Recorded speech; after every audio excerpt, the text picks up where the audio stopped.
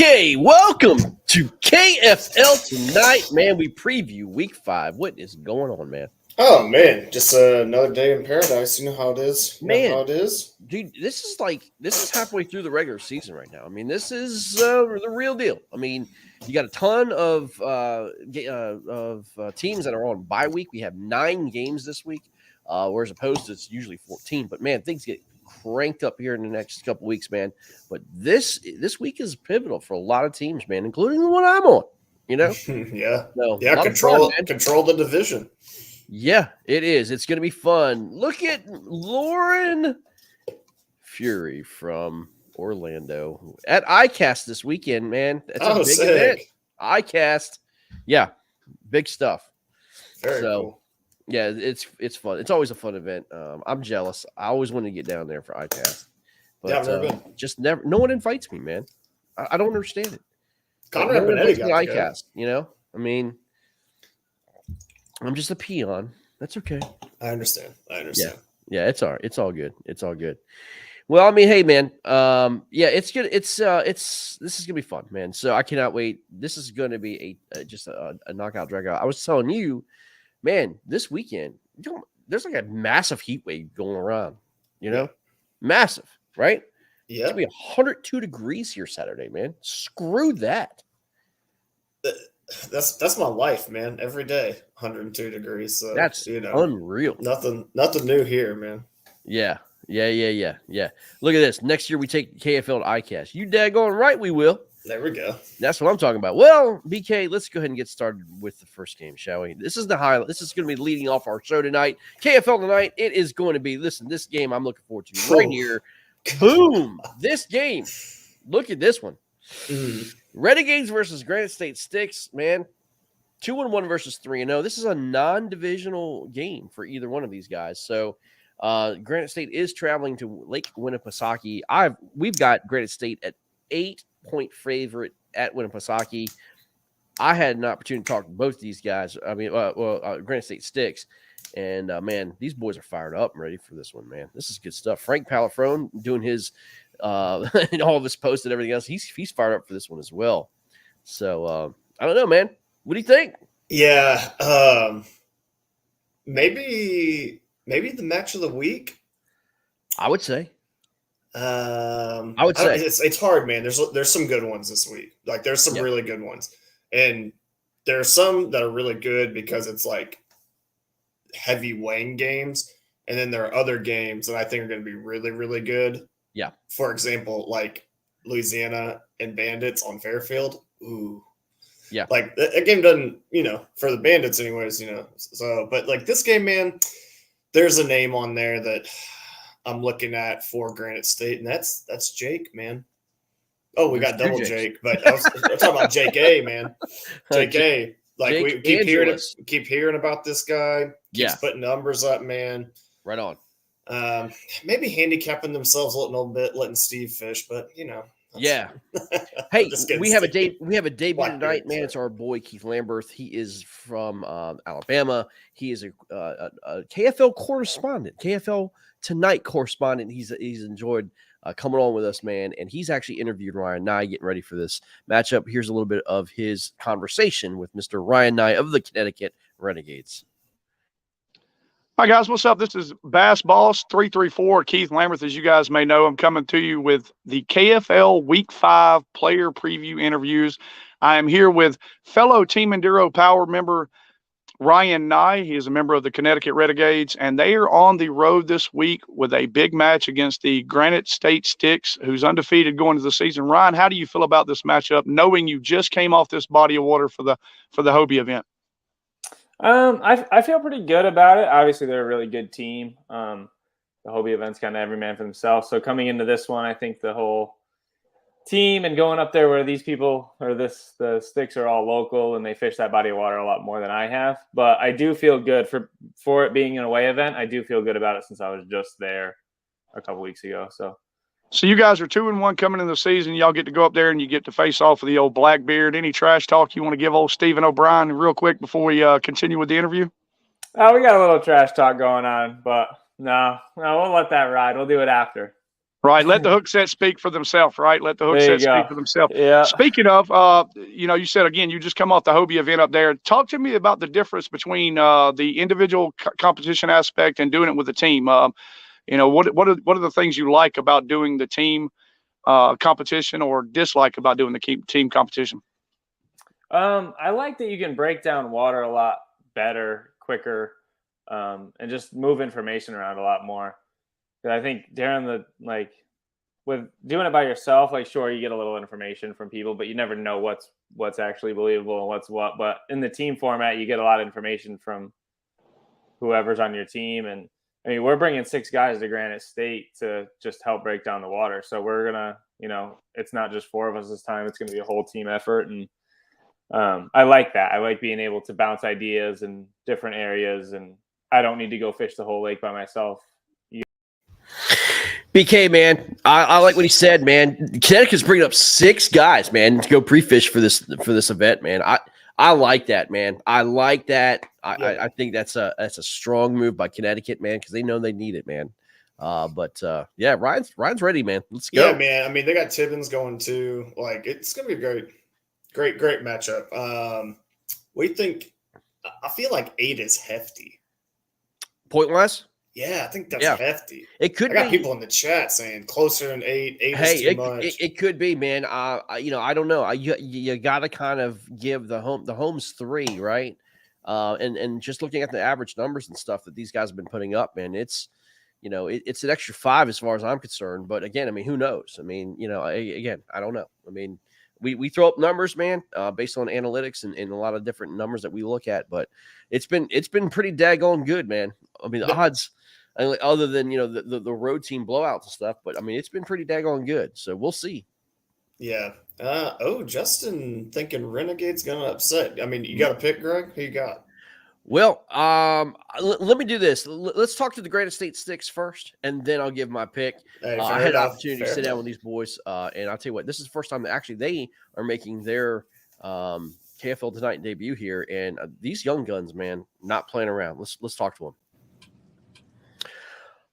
All right, everybody, we're here live with the Granite State Sticks. They are 3-0 in the KFL Northeast Division. Had an absolutely awesome year so far. Can't get any better. 3-0, right? They sit number 2 in the playoff standings, and these boys right here are going to be facing the Renegades at home at Lake Winnipesaukee this Saturday.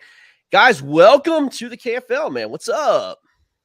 What's going on? What's up, Greg? How we doing? What's going on, guys? Man, let's get right into it. Anybody can answer this question. Did you really think you're going to come out 3-0 like this? Let's be honest. Yes or no? 2-1. Okay, fair. Started out hot, so kept it rolling. Yeah. So your first game was against the Rhode Island Rebels at Rhode Island. Jake, Angeles, let's talk about this. I think you were part of that, right? You were part of that game. Yep. What was the team like, man? This is your first time with the KFL. What was that moment like when you went on the road and actually beat Rhode Island, who was in the North Championship last year? Man, that had to have been a huge motivational factor for you guys this year. Oh, it was a huge boost of confidence down when we won down there. I mean, we worked together as a team, and it showed off. I mean, all together. Everyone put fish on the board, and I think that's key. You can't just rely on one person at all these events. Like some of these teams that are not doing as well, they're trying to rely on one big name to run the leaderboard up. And with us, almost every game, it's been pretty even, like 2, 2, and 3 for fish counts. Perfect. And that has definitely, you can see why we're doing well. Is because we're fishing as a team and not as individuals or relying on one person to carry every event. Right. Now, I think this group, if I'm not mistaken, you guys fish Champlain, right? Is this the group that started at Champlain? Yep. Yeah. And then that was another great win, by the way, to get you guys 2-0. Again, this was it was a lake that you guys played Bay State against, but this was a road game for you as well. So you went 2-0 on the road, right? And then, then you're here at home now to try to go 4-0. And Steve, we talked about the youth movement, and your team is built on youth. And guys, I mean, I want to talk about your ages real quick. Jake, Angeles, how old are you? I'm 20. Jake Kukulis, how are you? How old are you? 24. 24, Matt? I'm the old guy. I'm 31. 31, and then no, the real old guys right there. But I mean, that is a young crowd, man. I mean, and it's refreshing to see. What made you guys get into this format, this kayak fishing? Or into kayak fishing rather than boats. Jake Kukulis, let's start with you, man. I mean, I don't have enough money to even think about a bass boat, or else I would probably have one. Right? Yeah. Okay. I mean, money's a great. I started in like a great 9.5 foot sit-in doing these tournaments. Right. Matt, what about you, man? Well, I've been doing it for quite a while. I started out. That's how I started getting on the water when I was off on my own. You had a kayak and then been running with it. Been fishing competitively for like 7 years now. Gotcha. But I like the team format idea a lot. It's something different. I've been fishing individuals. You're out there by yourself doing your own thing all day. But I liked the idea when Jake contacted me about it. Fishing on a team, working together, knowing that we're all great fishermen. We're going to be able to put something special together if we, work together. And we knew we can do it. We just got to put the work in, just like everybody else. Was it hard to kind of turn over information as a team like this? I mean, what is the key to your success right now? Why are you guys 3-0? I think everyone's bought into the team aspect. I mean, when I put this team together, I kind of, I expected the KFL to be priority over any other event, any other trail. I still want you to fish on the trail, but this is number one. So if you can't make this your priority, I don't want you. These guys bought into it. I mean, we put this team together in the fall. We had some team building, like we had the snowball, right? We had a visit to the Smutty Nose Brewery. So we were able to get together earlier in the season, like before the season started. We started getting close, right? We're building that team. And sorry, the baby's crying. I'm getting distracted. It's okay. But I mean, the group chat I can't keep up with all the time. Everyone's fishing together. They have been all year. Like the Rhode Island Rebels game, I had 7 of my players going down there for 2 weeks pre-fishing it. It made it pretty easy on who I was going to start, right? So, right. I mean, as a team, we've had guys fishing the Charles River. We got guys fishing Maine. We got guys focused on the home game. So, I mean, everyone on the team's involved. And I think that's why we've been successful this far. Yeah, I mean, it's obviously showing. You guys have done an amazing job so far. I mean, you guys seem like you guys work hard, man. You guys are outworking these teams right now. I mean, you guys are putting it. All right, man. We're uploading some all these interviews up on the YouTube page, Motion Sports YouTube. Go to this to see that. You have to watch the end of that interview because I lay the hammer down on. I had asked them a real hard question, and they had a great response. You just have to just watch that interview, man. But going back to your question, man, who do I think is going to win, man? I've got Granite State, man. I don't see them losing. Even Ryan and I, Jack Tibbins, great. I mean, I just kind of asked him at the end, these guys are coming to play. I like what Connecticut's doing. I think it's going to be a close game. But, hey, I think Granite State pulls it out, man, on Winnie. I mean, Jake Kukulis couldn't even be bothered to sit up for you, Greg. too cool for school, man. Exactly, and Steve O'Brien is intense, bro. I don't think he blinked. Isn't that the truth, man? Yeah, man. Truth, man. I like this team, though, man. I really do. I mean, after talking with them, too, and I mean, these guys are just not playing around, man. I mean, they're taking this extraordinarily seriously. And I mean, a lot of teams are, but I mean, this team is just super focused, man. So I don't know. I like the Sticks, man. I really do. Yep. Yeah. They're undefeated, man. So I got to give them the edge, Renegades, it's not a knock on y'all. I mean, we think this is the game of the week because there's 2 good teams in it. They're the undefeated team. So knock them down. Yeah. I mean, no doubt, man.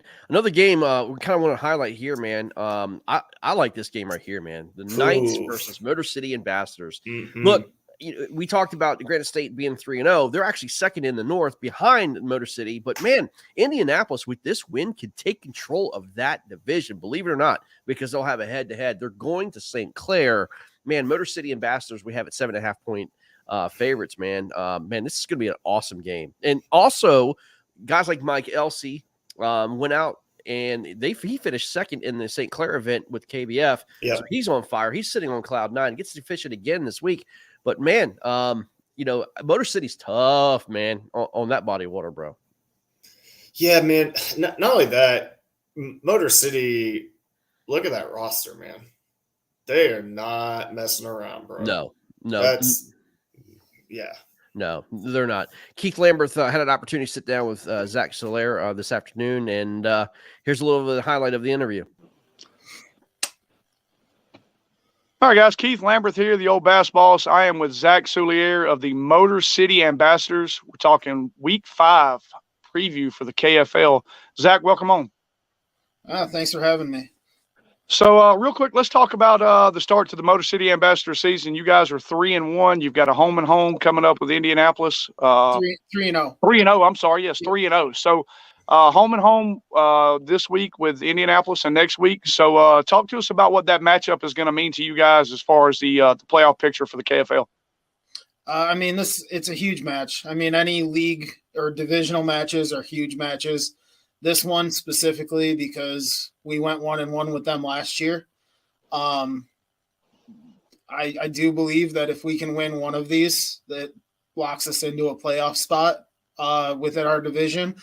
But we don't want to be 3-1 in our division. We want to be the team that goes 4-0. So. Yeah, certainly that'll make a big impact going into the playoffs, especially if you guys can, like you said, win one of these two matches. But that'll pretty much lock you in the playoffs. But if you win 2, I mean, you're leaps and bounds above everybody else in your division. So, which is extremely important, as we come down to the last 4 weeks of the season. There's some teams that need some must wins, and there's teams that just need to keep doing what they're doing. And right now, you guys are on the right path. Tell me what the KFL has meant to you. I know that you don't do any other necessarily competitive fishing, no boat fishing. It's mostly just small local trails, maybe some bigger stops in Michigan. But tell me what the KFL has provided for you with the team, the team environment, as we typically as anglers are doing our jobs one-on-one versus the field. How is it relying on the field, relying on your team to be there if, say, you have a bad day? So, personally, I absolutely love this format. I've gotten to experience having a bad day the last 2 outings for me.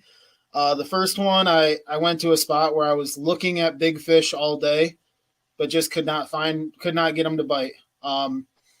Luckily, my team won it without me. All right, man. Yeah, he just goes on talk about his season and stuff like that, man. But you had to check out that interview because he goes into what got him into kayak fishing and all that good stuff. It was good stuff, man. But man, Motor City at home, I just cannot see them going down. What about you, BK? This would be the Knights' second road win ever. Yeah. So, they went out and did it the last week that we had. So, I mean, they've got some momentum, man. Like you said, the St. Clair thing, but the other team has momentum too.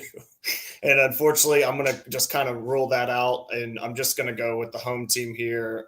We've said the North goes through Motor City. So Indianapolis, again, just like the last matchup, man, 2 great teams, but I'm going to have to give the edge to Motor City. Yeah, I agree with you, man. I think Motor City takes it. I think they go the big 4-0 as well. Other games we got going on in the North, guys. We have Maniacs 1-2 taking on Bay State Attack. John, Judy Richardson, Adam Rourke, and Keith Brown traveling to Bay State at Chris Gomes, Paolo DeMorris, and Valber Santos and Mike Elrick. Honestly, man, look, man, I think Bay State can win this game. I really do. I think they're going to. I think so too. I think they're going to get their first win here, man. I really do. Yeah. I don't know. It's just a gut feeling. It's a 6:00 game, man. I mean, who knows what's going to happen? But I think these boys, man. I think they pull it out. I mean, could very well beat these Maniacs, man. Yeah, I like the team Bay State's throwing forward though, and they're at home. I think even though they took a loss last week, I think that kind of gave them some confidence. Yeah. I mean, outside of Ken Wood kind of going nuts, they were in that matchup. Bay State is 0-3, but last year they weren't competitive as much. This year They're catching limits. They're competitive. Yeah. I mean, these guys are fishing real well. I like this. I like this matchup, man. I like this team. I think Bay-State can pull their first win here. Yeah, I think so. Yeah. I just it just feels like it, man. I don't know. I'm not dissing on Maine here, but Maine's kind of sliding a little bit. Bay-State just came off a good week. Again, the momentum thing kind of matters to me. So yeah, agreed. Oh, big game. Big game. Again. Yeah, big. And this is a night game, 12-7. It's our only evening game of the week. Massachusetts Maulers and Rebels. Let's go. This is a rematch. Where Rebels went into Massachusetts. Now it's a home and home, and Matt Maulers now go to the Rebels. Our apology, I don't know if it was accepted, but Ken Wood, we apologized for putting up what he did last week. Mike Marcone, Matt Conant, and John Ferreira take on Greg Crass, Justin Lacasse, Louis Laporte, and Chris Catucci, man, at home. We got Rebels favored by 3, man. 2-1. Rebels are on fire, man. Are they gonna drop one here at home again? I don't know. This is we just got a bunch of good matchups this week, man. Like, I don't know with how well Conant, Wood are fishing that I can just be like, Rebels are fishing great. They're at home. I got them. I don't know, man.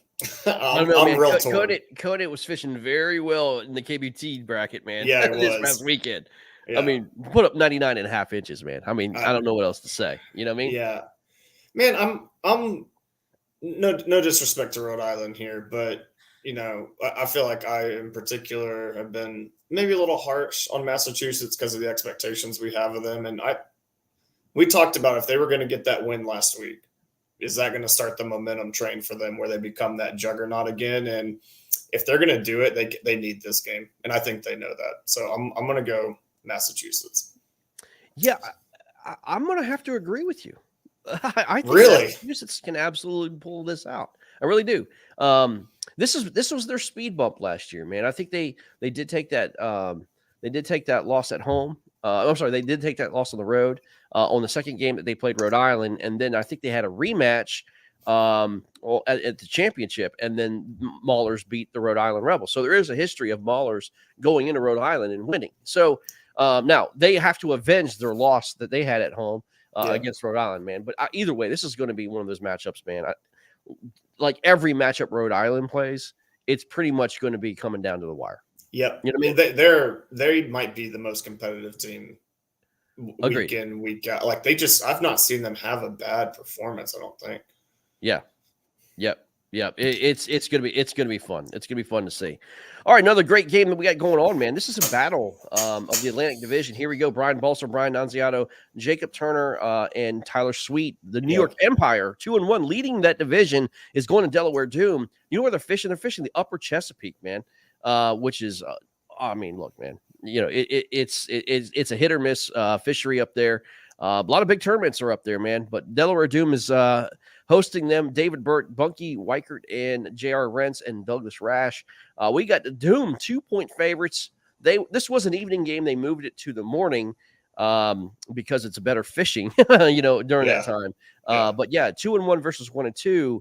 And man, what say you, man? I think I'm going to take Doom because last time I picked Brian Nunziato to have a bad day. He did not have a good day. Yeah. And I like Brian Nunziato, so I'm not going to pick the Empire. Doom has to win this because Empire has a head-to-head alread. This is the Doom's opportunity to match this up, right? So they would break even here in terms of the head-to-heads. Doom has to have it, man. And that was the other part I was going to say was just we know what this means for Doom. They need this game.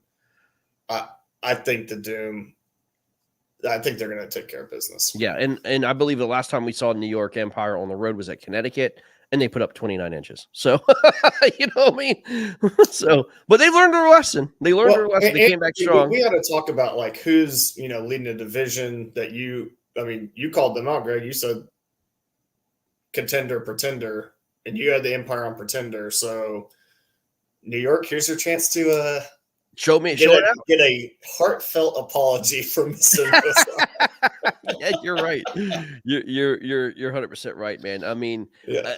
honestly, I think this is going to be one of these. It's supposed to be super hot here on the East Coast, man. It could ruin a lot of fishing. I don't know if both guys are going to get limits. I just don't think they're going to get limits, man. They may not. So we'll see, man. We'll see. Yeah, and Nunziata is such a great power fisherman. Good God. There he goes. The dog is upset. All right, man. We got the Warhawks versus the Reapers. Here's the next game. This is out of the South Division or South Conference, man. Washington is on the road going to Dyskin Reservoir against the Reapers. This is a interesting reservoir here, man. This is a lot of spotted bass, man, on this reservoir. So we've got the Reapers at 6-point favorites. Justin Curtis, Kyle Franklin, Matt Miller, and Scott Deloche are taking on myself, Will Brewer, James Johnson, and Joe Costa. I will tell you, man, we don't have a lot of experience on this reservoir. We just don't. We are in the Warhawks are in the lead on the Piedmont division. Reapers absolutely need this win to have a head-to-head against us. That would shake up the entire Piedmont region for sure.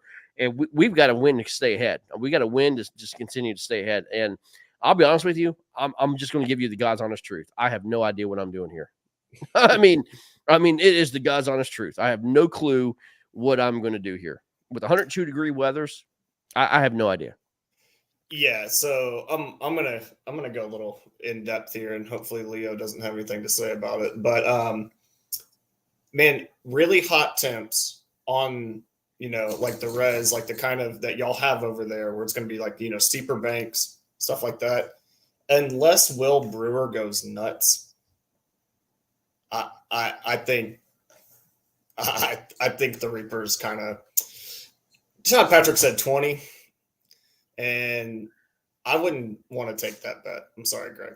I know, but just the type of fishery that is, I talk with you. I know kind of what your teammates like to do. Yep. I don't think that fishery lines up super well for y'all with the heat wave. Correct. If it was a different time of year, maybe. Well, I'll tell you this. Will Brewer's a master at his electronics, man. Yes, he is. Now, Justin Curtis has live scope, loves live scope, and he's a live scope master too.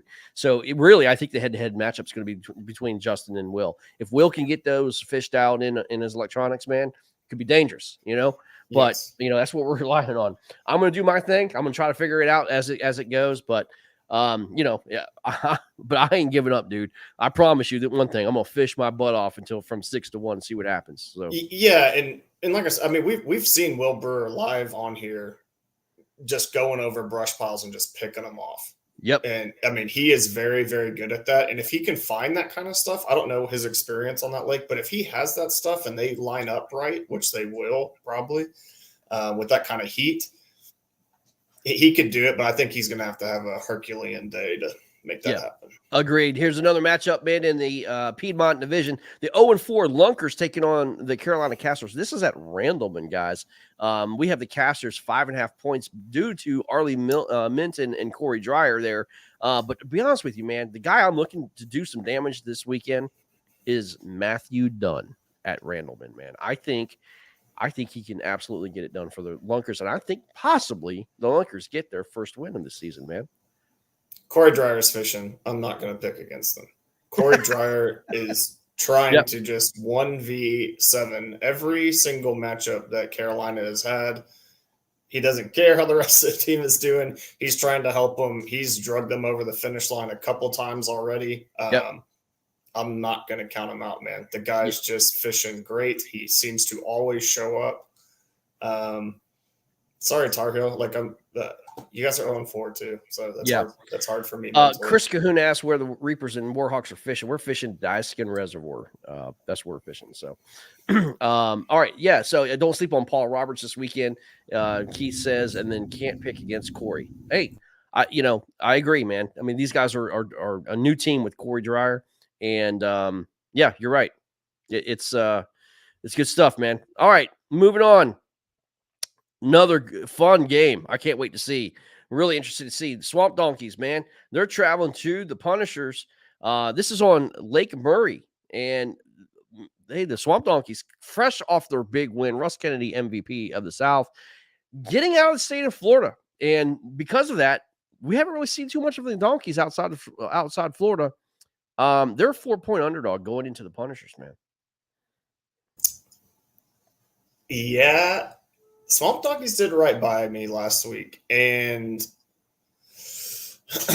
I think Russ and Bob fish outside of Florida a little more than people realize. And they grind, man. They are practice warriors. They go and they practice hard.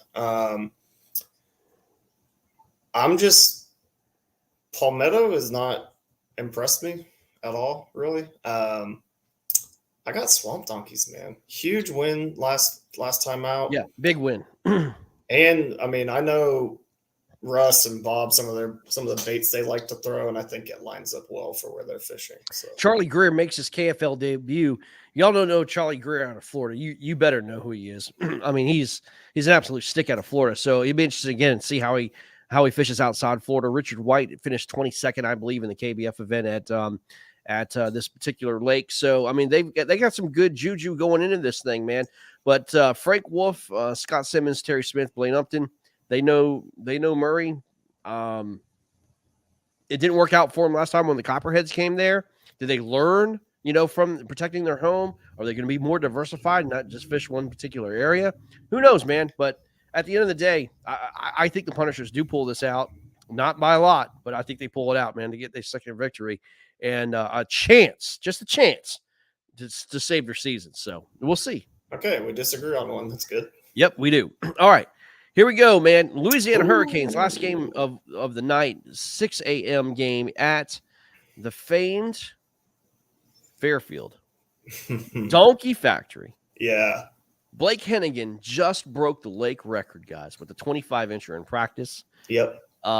He posted it. Y'all have to check that out. And Louisiana Hurricanes are traveling there, man, and they've put in some work, man. They've been off. They put in some work. They're fishing. Jason Willis, man, he's fired up. Jacob Lynn, Neil DeForest for the Hurricanes are going to this well-known squad. Jared Brockelman, Derek Miller, Jeff Isham, Caleb Helbig, and yes, the Lone Star Bandits winless is still a 9-point favorite on this lake. I do not understand. Maybe he had a prior engagement or something. Why is Levis not fishing for Louisiana? He's at ICAST. He is at ICAST? Okay. Yep. I was like, he's been ripping on Fairfield. Yep. I'm sure he's talking to his team and maybe helping them out some. But with the heat we've been having, and I know Blake Hennigan caught his fish on a day where it was real hot, but just day in, day out, Derek Miller is real good at fishing offshore. I don't know if y'all know that. He is just really, a little really bit good at it. Yeah, just a little bit. Hey, let's hear what Jason Willis has to say about this. What's up, guys? It's the old Bass Boss here, Keith Lamberth, coming to you with the Week 5 KFL preview player interviews. Right now, I'm with Jason Willis with the Louisiana Hurricanes. They have started their season off 2-1, and they have a exciting match against the Lone Star Bandits this weekend on Fairfield. Jason, tell us a little bit about your excitement going to Fairfield to get on some of them old Texas donkeys. Really looking forward to it. There's only a couple places that fish like this, and Texas and Florida produce big bass, and we're excited about getting on Fairfield. It's got a history of having some big fish on it, and can't wait to set the hook on a few of them. Now, we mentioned, mentioned that the Louisiana Hurricanes are off to a 2-1 start this season. Tell me how you feel like the season has gone so far for your team, and how you're enjoying the team environment of the competitive angling. First of all, love the format. Absolutely love it. It's different from anything else that we've had over the past years or since kayak fishing has started. And being part of a team, we're able to share information with team members. And it just, I don't know, to me, it's an enhanced experience on the water. Instead of being out there trying to figure it out all by yourself, then you're able to figure it out as a team with other anglers. And, right.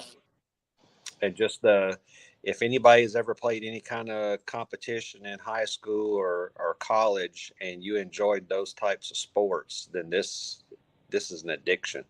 It's just, you know, It absolutely is. you take that format and you add fishing in with it, and I mean, there you go. What else do you need to say? Now, speaking of the format, tell me what a match morning is like for you. You get up that morning. Walk it through a little bit about what you do that morning to get prepared for getting out on the water. You know, y'all already done your breaking down of the water. You've got ramp locations picked out.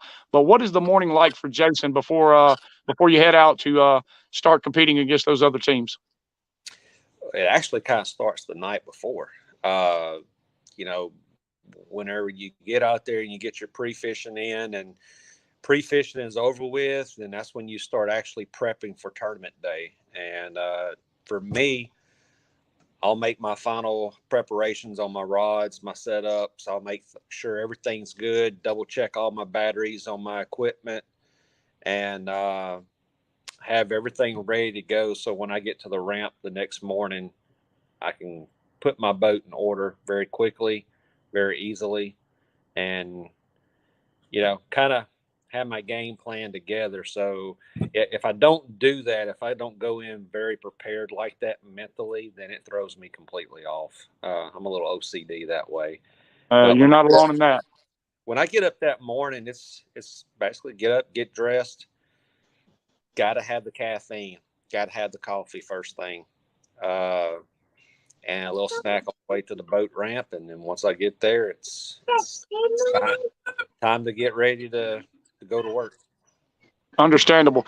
So, you know, we all come in this the world of competitive kayak angling. We all come from different backgrounds. Yourself, a firefighter. You know, I'm a veteran. You know, we've got some other military members. I mean, there's, you know, no telling what retail, doctors, lawyers. Who knows what all we have in here. And we got some guys that are full-time anglers. But if you were to give one piece of advice to somebody that was going to be starting out in the kayak angling world, what would that piece of advice be?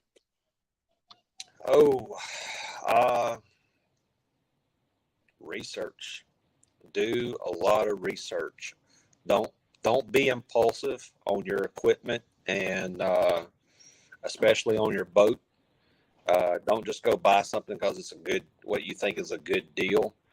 Because if you can't sit in your boat comfortably all day long, you're not going to fish good. You're just not. You might be good for an hour or two, but then after that, you're not going to have a good day. All right, man. He goes into a lot of good stuff, good juice about kayak accept and all that good stuff, man. But yeah, man, I will tell you personally, Jason Willis is absolutely ready for this freaking matchup. He's been like messaging me all these memes and all this other stuff going on, man. They're ready. Yeah, he's ready, man. This is gonna be fun. But I mean, I hate rooting against them. I'm not going to root against them, but man, I just think the Bandits just they're tired of losing, man. This is where they absolutely just put the hammer down on these guys, man. Yeah, I will apologize to Louisiana if I'm wrong, man. But I just can't see this team going 0-4, man. No way. Yeah, so I know Blake Hennigan real well. He knows Fairfield very well. I think Blake will catch some fish. Yep. But I know Jason Willis a little bit. I got to hang out with him, and my fear for Louisiana is that the Bandits come out and throw up like 4 or 5 20-inch something fish out the gate. And Willis will say a little hothead, man. Gets a little spun out. And that is my fear for Louisiana is that, you know, Miller sticks like a 24 first thing in the morning or something. And then Isham just throws up like 518s. Him and Helbig kind of do their thing. And it's like, you know, you're looking at the board an hour into the tournament and you're like, we're down 90 inches already. Right. I mean, that's my fear. So yeah, I got the Bandits. I'm, you know, call me a homer or whatever. I'm not going to pick against them on Fairfield. I know Outlaws beat them, and well done. But I'm not going to say that. I don't think that's going to be a habit for teams. Right on. Yeah.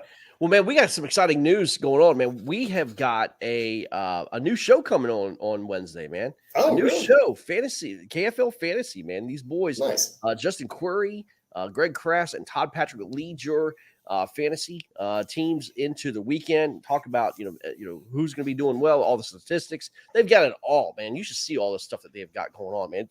It'll blow your mind. all the stats and everything else. Well, check them out.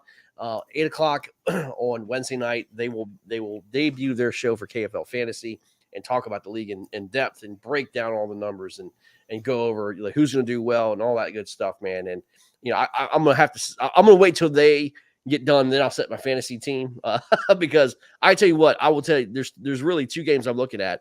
It's definitely going to be the Granite State and Connecticut game, and also St. Clair. So I mean, I'm going to be picking majority of my lineups out of there, and of course the game we just talked about, the Donkey Fest down at Fairfield. So my team will consist of any and all of those players from those three areas, but we'll see, man. We'll see. That's not how I set my fantasy lineup. I FaceTime with Steve O'Brien after he's had like 18 Red Bulls, and he just screams at me for 30 minutes about who I need to start. And that's how I put my team together. I'm usually crying halfway through. Usually work. Yeah, if not, I'm just going to try to copy what Blackbeard does because he seems to just rock fantasy, or Jason Denise, one of those two guys. But anyway, man, but this is going to be fun. Again, good games going on this weekend. A lot of teams that are on bye week, but man, some teams are going to benefit, some teams are not. A lot of implications going on this week 5. Let's pull up the standings, shall we? I think we should pull up the standings so everybody see what is going on with KFL, man. What's all at stake for sure. So here are the standings.